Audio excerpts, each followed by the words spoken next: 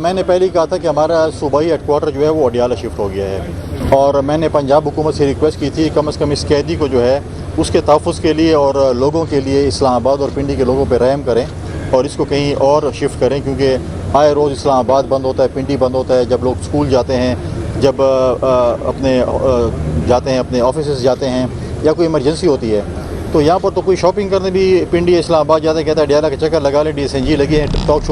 Talk بھی کر لیں گے اور آ جائیں گے۔ لیکن میں سمجھتا ہوں کہ روزانہ کی بیس پہ جس طریقے سے ایوریج مہینے میں 2 مہینوں میں ہیڈ آف دی اسٹیٹس یہاں پر آ رہے ہیں اور روزانہ جو ہے وہ ناکے لگے ہوتے ہیں، بند ہوتے ہیں، تو میں سمجھتا ہوں کہ ان کو اگر پنجاب کے کسی اور شہر میں شفٹ کر دیا جائے یا کسی اور صوبے میں شفٹ کر دیا جائے تاکہ سائڈ پہ ہوں اور باقی چیزیں چلتی رہیں،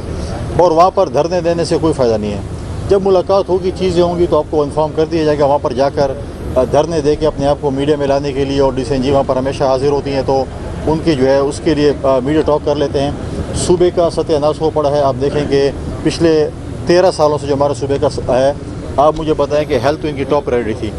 ہیلتھ میں انہوں نے کیا کیا ہے؟ آپ آج خود کہہ رہے ہیں کہ یہ پوزیشن ہے کہ بچے آ رہے ہیں یا مریض آ رہے ہیں، وہاں پر فیسلٹیز نہیں ہیں، چیزیں نہیں ہیں، اسکولوں کا ستیہ ناش ہو چکا ہے۔ آپ دیکھیں یونیورسٹیز کے مجھے ڈیلیگیشنز ملتے ہیں، کل بھی مجھے ملے ہیں، نہ ان کے پینشنز ہیں نہ تنخواہیں ہیں۔ جب فیکلٹی کو آپ پینشن اور تنخواہیں نہیں دیں گے تو کیسے مطلب ہے کہ وہ فیکلٹی والے جو لیکچرز ہیں وہ آپ کو جو ہے وہاں پر ایجوکیشن دیں گے؟ بہت سے مسائل ہیں ہمیں صوبے کی گورننس کے اوپر، جو ماضی میں کرپشن چھوڑ کے گئی ہے صوبائی حکومت، اس کے اوپر،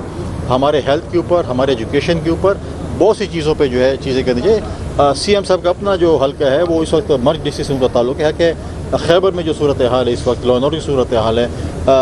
جو نارکوٹکس کی رہا ہے، اسمگلنگ کی جو صورتحال ہے، ان سب پہ میں سمجھتا ہوں کہ بیٹھ کے وفاق کے ساتھ، ہمارے اداروں کے ساتھ بیٹھ کر امن و امان کے اوپر ان کو بات کرنی چاہیے، ہمارے ترقی کے اوپر بات کرنی چاہیے۔ اگر ہمارے ایشوز ہیں وفاق کے ساتھ، پیسوں کے جو ہمیں انہوں نے ہماری لائبلٹی ہمیں دینی ہے، تو میں سمجھتا ہوں کہ ہمیں جو ہے وہ بات کرنی چاہیے دلیل و دلائل کے ساتھ۔ ماضی کے سی ایم ہمارے گالم گلوچ کرتے تھے، ڈائلاگ بولتے تھے، دیکھیں اب ڈائلاگ کی سیاست ختم ہو چکی ہے، جلد سے جلوسوں کا ٹائم ختم ہو چکا ہے۔ اس وقت ٹائم ہے کہ صوبے کی ترقی، صوبے میں امن، صوبے میں خوشحالی کیسے لے کے آ سکتے ہیں۔ میں سمجھتا ہوں کہ سی ایم صاحب کو اپنی گورننس کے اوپر، کرپشن جو تھے اس کے اوپر اور باقی چیزوں کے اوپر جو ہے امن و امان کے اوپر اس کو ترجیح دینی چاہیے، بنسبت جو ہے روزانہ کی بیس پہ اڈیالہ جا رہے ہیں، ملاقاتیں ہو رہی ہیں، ملاقاتیں نہیں ہو رہی ہیں، چیزیں ہو رہی ہیں، چیزیں نہیں ہو رہی ہیں، اور ابھی ایک اور پی ٹی آئی نے جو شروع کیا کہ کوئی کانفرنس وغیرہ کرانے جا رہے ہیں، اس کے اوپر بھی وہ کرے۔ تو میں سمجھتا ہوں کہ ہمارا صوبہ جو ہے اس وقت سب سے اہم صوبہ ہے پاکستان کا، ہمیں اس کے اوپر جو ہے اس کو دیکھنا چاہیے۔ افیون کی کاشت کو جو ہے وہ لیگلائز کرانے کے لیے قانون سازی کی جا رہی ہے، نہیں دیکھیں تو نیشنل ایشو ہوگا، اگر صوبہ تو کر نہیں سکتا ہے، وفاق اگر کوئی ایسی چیز کرتا ہے تو وفاق صوبے کو آن بورڈ لے کر ایسی چیزیں کرے گا۔ صوبائی اس لیول پہ میں نہیں سمجھتا کہ آپ بولیں کہ کل پھر آپ بولیں گے اسمگلنگ بھی جائز قرار دے جائیں، جو ہے وہ تیل کی اسمگلنگ، ایرانی تیل کی اسمگلنگ بھی جائز قرار دیں، اگر آپ بولیں کہ نان کسٹم گاڑی بھی جائز قرار دیں، تو صوبہ اس چیزوں کو پھر کبھی کہتے ہیں افغانستان سے بات چیت بھی ہم کر سکتے ہیں۔ تو چیزیں کوئی ریاست کرتی ہے، کچھ صوبہ کرتی ہے، تو ہر کسی کو اپنی ذمہ داری ہوتی ہے۔ اچھا سر، یہ بتا دیجیے کہ رانا ثناء اللہ کہہ رہے ہیں کہ NFC ایوارڈ کا طریقہ کار تبدیل کر رہے ہیں اور ہم پیپلز پارٹی کو منا لیں گے، تو کیا یہ کیا؟ دیکھیں جب بھی ایسی چیزیں ہوتی ہیں، جب نہروں کا ایشو آیا ہے، باقی ایشوز آئے ہیں، ہم نے میڈیا کے ذریعے بیانات دیکھیں، جب فورم آئے گا بات ہوگی، 27 اتنی بڑی باتیں ہو رہی تھی کہ یہ ہو جائے گا وہ ہو جائے گا، جب چیزیں ٹیبل پہ آئیں گی تو پھر بات کریں گے۔ میں میڈیا کے ذریعے ان کے ساتھ کوئی جنگ نہیں لڑنا چاہتا،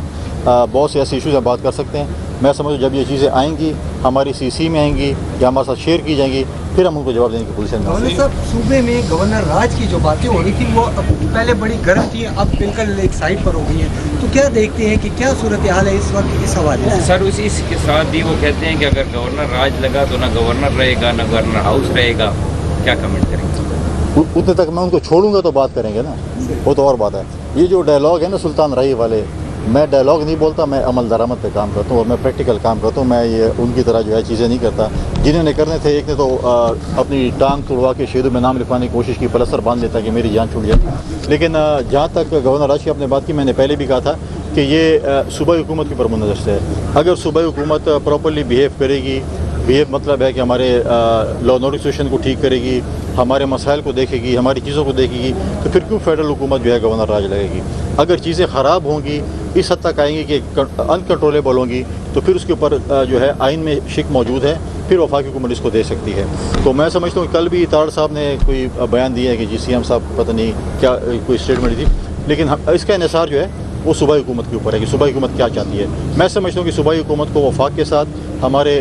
ریاستی اداروں کے ساتھ مل کر صوبے کے امن کے لیے, صوبے کی ترقی کے لیے, صوبے کی خوشحالی کے لیے کام کرنا چاہیے. صحیح ہو گیا. Thank you. Thank you.